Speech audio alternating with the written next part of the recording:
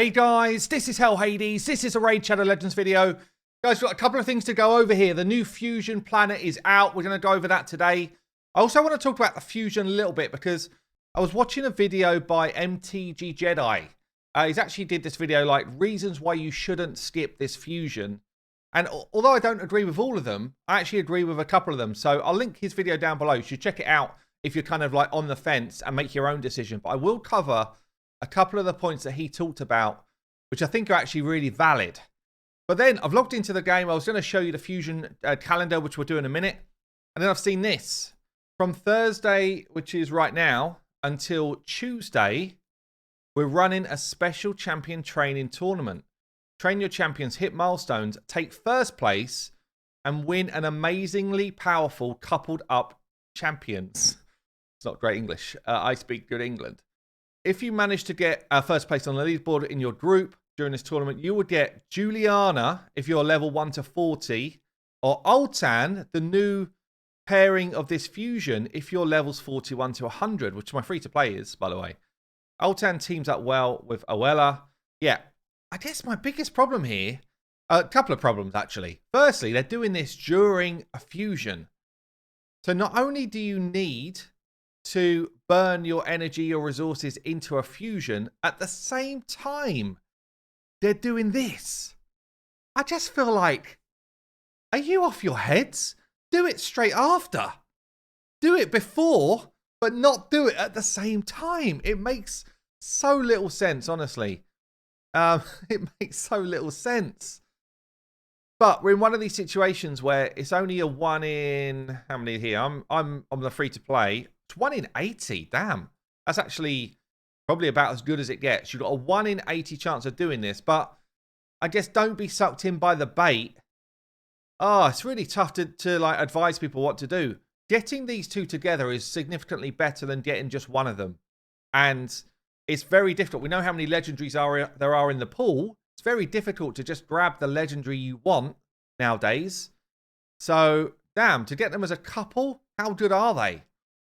But obviously you're competing with other people. If you've got anybody who's a whale in your group, anybody who dramatically just wants it and has been saving resources, then damn, you can get points really quickly in this area. You've now got things like using skill tomes gives you points. So if people have been holding on to a load of epic skill tomes, my main account has got like 500 epic skill tomes just sitting there. I don't need epics. So it just gathers epic tomes. And I've got some legendary tomes because of the content creator stuff.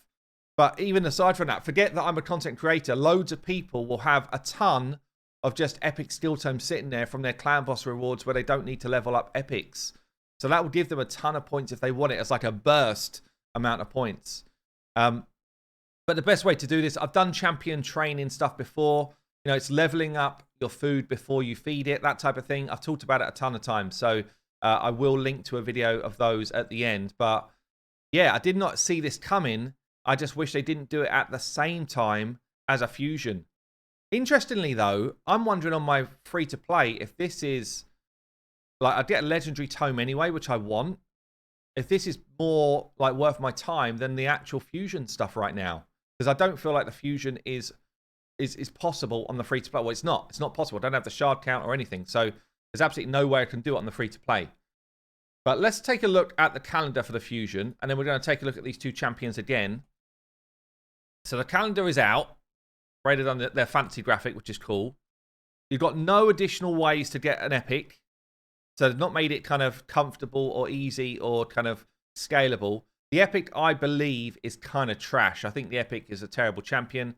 I think the rare is actually a decent rare. It doesn't hit very hard, but it's got a good kit for an early game account.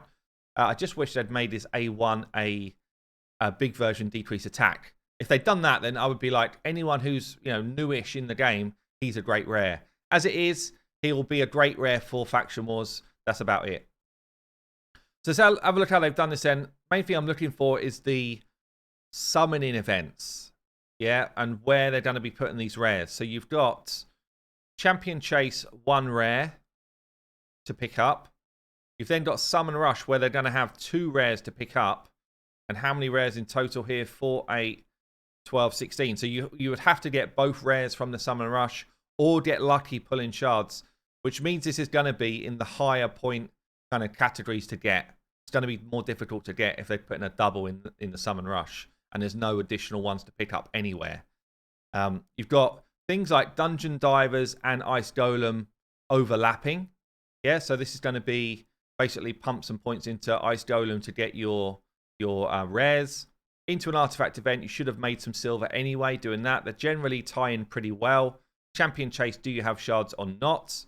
Into Classic Arena, again, you should be able to win Classic Arena as long as you're someone that can be active with those refreshes, making sure you take down decent fights.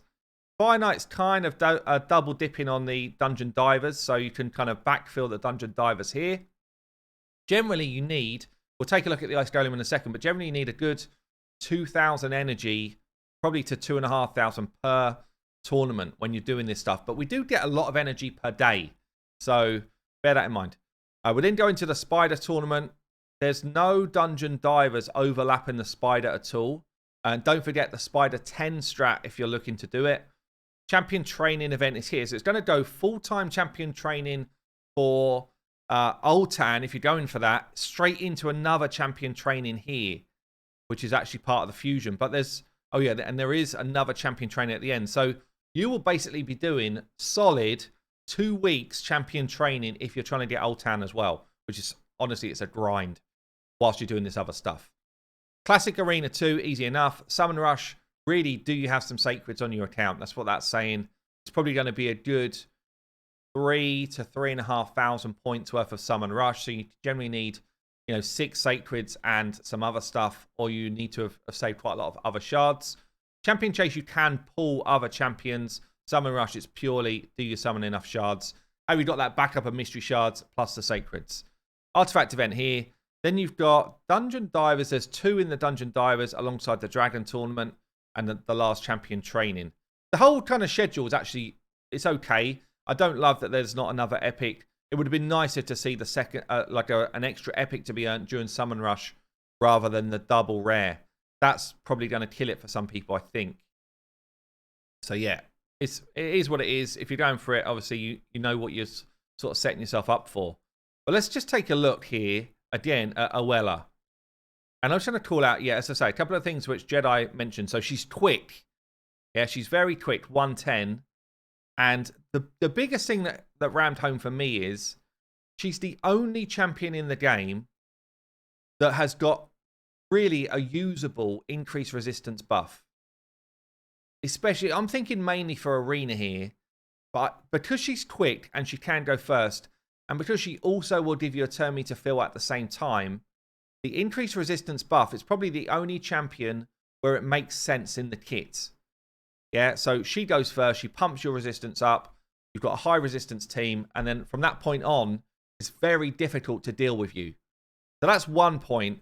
Also mentioned that this decreased speed A1, there's very few champions with 100% decreased speed, which is pretty damn valid as well. The passive, if you've got Ultan, is extremely good. If you don't have Ultan, the call out here was there's no cooldown on it, which is quite cool. Every time you lose 15% health, you gain a continuous heal. That's cool. If Ultan's around as well, this is significantly better, yeah, because it pops the heal straight away. And then you've got a nice heal here. Look, he mentioned about buff. There's not many champions with increased buff duration. I think there's actually quite a few, but it's still a good skill. So Oella, I've been kind of damning her. I'm not convinced she's great. Yeah, I don't feel like she's like an S tier legendary or whatever, but I think she's okay. I think she's not like a definite skip. Don't skip just because I've said, I'm not too sure, because it might be that you regret doing that. So this other legendary at the same time, Ultan. I don't know about this guy. If Oella, his kit doesn't quite make a lot of sense to me. His kit this skill is a bit wishy-washy. This skill, full cleanse of himself. Won't do that, though, if it's a control ability. Then gets an attack. AoE attack here. Chance to sleep for 1 turn. Like, is he a control champion? Is he a damage dealer? This is the one. His passive is actually quite cool. 15% chance of decreasing the cooldown of a skill by a turn every time they're healed by continuous heal. And he could stack up the heals quite quick because of the Oella passive. And it's actually 30% if you've got Oella. So she'd get a double heal if Oella's on the team anyway. This could end up being like, you know, just cycling through this ability really fast, which would be quite fun. 100% sleep as well is going to be good for Sand Devil.